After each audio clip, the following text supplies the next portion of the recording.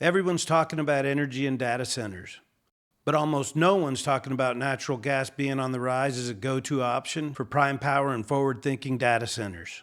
It promises reliability, lower emissions, and scalable performance. But here's the truth. Most professionals don't fully understand what they signed up for. Managing natural gas infrastructure isn't plug and play. It's a complex ecosystem of pipelines, compression, storage, interconnects, and regulatory hurdles. And yet companies are treating it like it's diesel 2.0.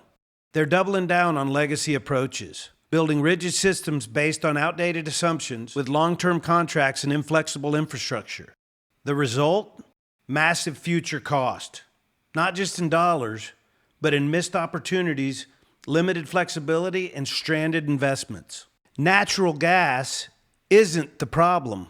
The real risk is in the way it's being approached. If you're designing the data center of the future, you can't afford yesterday's mindset. Ask the hard questions. Bring in the right expertise. And most of all, challenge the default thinking. Because in this industry, the most expensive mistakes are the ones you didn't see coming.